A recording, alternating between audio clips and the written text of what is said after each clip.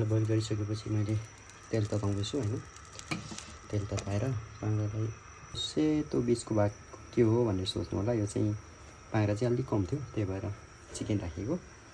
अलिकति गोल्डन हुँदैसम्म चाहिँ फ्राई गरौँ।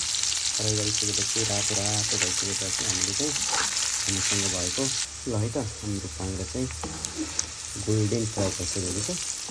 रातो भइसकेपछि चाहिँ हामीसँग भएको इन्ग्रिडियन्ट्स के के छ त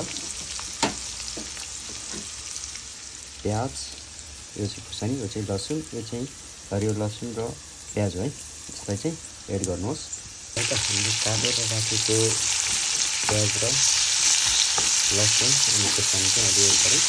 यसलाई पनि पाक्ने अनुसार होइन यो चलाइसकेपछि पाकिसकेपछि अनि हामीसँग लास्टमा रहेको छ लसुन र प्याज होइन। हरियो लसुन र प्याजलाई चाहिँ लास्टमा एड गर्ने हो। यो पाकिसकेपछि चाहिँ हाम्रो प्याज खुर्सानी लसुन चाहिँ गोल्डन फ्राई भइसक्यो। यो पनि पाकिसकेपछि चाहिँ अब टमाटर एड गरौँ है थोरै।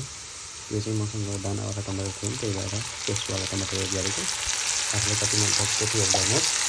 यसलाई पनि चलाउनुहोस्। यसलाई चलाएर टमाटर पाकिसकेपछि लास्टमा यो एड गरेर थोरै आफूलाई मनपर्ने मसला एड गरेर बन्छ, रेडी हुन्छ। ल है, यो चाहिँ हाम्रो पाङ्ग्रा फ्राई रेडी भयो है, बनाएर सकियो। एकदम मिठो हुन्छ। तपाईँ पनि बनाएर खाएर ट्राई गर्नुहोस्। धन्यवाद।